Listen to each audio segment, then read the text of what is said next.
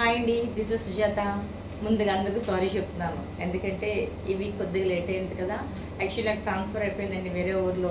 అసలు అక్కడ సిగ్నల్ లేదు, చాలా స్ట్రగుల్ అవుతుంది. ఈరోజు నేను ఇంటికి వచ్చి కంపల్సరీ నేను యూఎస్ కోసం మీకు చెప్పాలనే ఉద్దేశంతో నేను వచ్చి చెప్తున్నాను. సో ముఖ్యంగా ప్రతి వారం చెప్పుకున్నట్టుగా మన దాంట్లో ప్రతి వెడ్నెస్డే వచ్చిన జాబ్ డీటెయిల్స్ కోసం చెప్తున్నాను.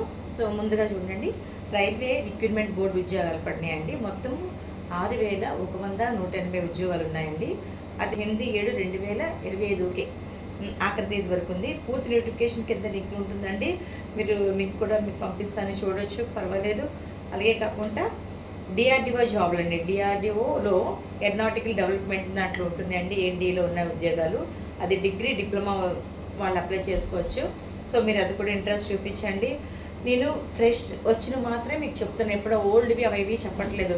ఏ వీక్ ఆ వీక్ మనకి ఏవైతే వస్తున్నాయో ఆర్డర్లో వస్తున్నాయో అవి మాత్రం మీకు చెప్పగలుగుతున్నాను. సో అందువల్ల ఎవరు కూడా అశ్రద్ధగా ఉండకండి, కంపల్సరీ మీరు అప్లై చేయండి, చేస్తారని నేను ఆశిస్తున్నాను. ఇంకోటి ఏంటంటే, ప్రసార భారతిలో 421 అప్రెంటిస్ ఖాళీ ఉన్నాయండి. అది డిగ్రీ అర్హత ఉంటుంది. నెలకి 25,000 రూపాయలు మీకు స్టైఫండ్ కూడా ఇస్తారు. అది కూడా మీరు చూడండి. అది 421 ఉన్నాయి. ఆఖరి తేదీ మీకు 36/25 వరకు ఉంటుంది అన్నమాట.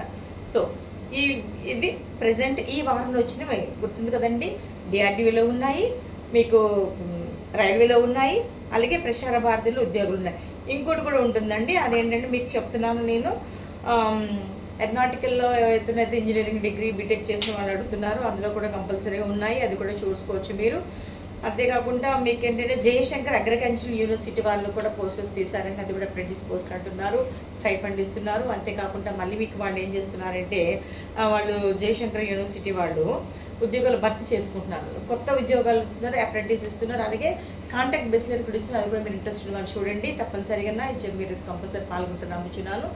అంతేకాకుండా ఇంకోటి ఏంటంటే, ఇప్పుడు ప్రజెంట్ సెకండ్ కౌన్సిలింగ్ ఐటీ ఎప్పుడు స్టార్ట్ అవుతుంది మేడం అందరూ అంటున్నారు. సెకండ్ కౌన్సిలింగ్ ఐటీ అందరికీ మీకు మండే టు స్టార్ట్ అవుతుందండి.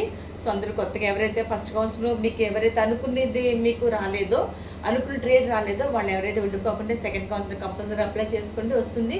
ఇక్కడ విశేషం ఏంటంటే, సెకండ్ కౌన్సిలింగ్ అప్లై చేసుకున్న వాళ్ళు ఆప్షన్లో మీకు కనిపిస్తుంది ఏంటంటే, మీకు ఓల్డ్ ఐటీ కావాలా, గర్ల్స్ ఐటీ కావాలా, న్యూ అని మీకు న్యూ ఐటీ కావాలని చూపిస్తుంది అన్నమాట. అందులో మీరు ఫస్ట్ ఏ ఐటీ అనుకుంటున్నారంటే, మీ చుట్టుపక్కల ఏ కాలేజీ ఉందో ఆ కాలేజీకి ఫస్ట్ మీరు సబ్మిట్ చేసుకున్న తర్వాత ఆప్షనల్లో మీకు చుట్టుపక్కల ఇవ్వండి. ఇంకోటి కూడా చెప్తున్నానండి, నరం ఐటీ అంటే మీరు ఎక్కడో దూరంగా ఉన్నది అనుకోద్దండి. మన గవర్నమెంట్ ఐటీ కాలేజీలోనే ఆ పక్క ఫ్లాట్లో ఏదైతే ఉంది ఎంప్లాయ్మెంట్ ఆఫీస్ ఉంది, ఎంప్లాయ్మెంట్ ఆఫీస్లోనే నరం ఐటీ అని ఒకటి ఉందండి. అది కూడా అల్లూరి సీతారామరాజు అని చూపిస్తుంది. అది దూరం ఏం కాదండి, అది మన విశాఖపట్నంలో ప్రస్తుతం అనుకుంటే అక్కడ ఇంకా బిల్డింగ్ కన్స్ట్రక్షన్ అవుతుంది కాబట్టి మనం వైజాగ్లో ఉంది. సో అది కూడా మీరు గమనిస్తారని నమ్ముతున్నాను నేను. సో గర్ల్స్ సైడ్లో కూడా మంచి ట్రేడ్స్ ఉన్నాయండి, అది కూడా మీరు చూడండి. కంపల్సరీగా కో ఎడ్యుకేషన్లో ఉన్నాయి. మీరు ఓన్లీ గర్ల్స్ మీ కావాలంటే గర్ల్స్ స్టడీస్ కూడా ఉన్నాయి. అవన్నీ చూసి మీరు సెకండ్ కౌన్సిలింగ్ అందరూ అప్లై చేసుకుంటూ కోరుకున్నాను. Thank you.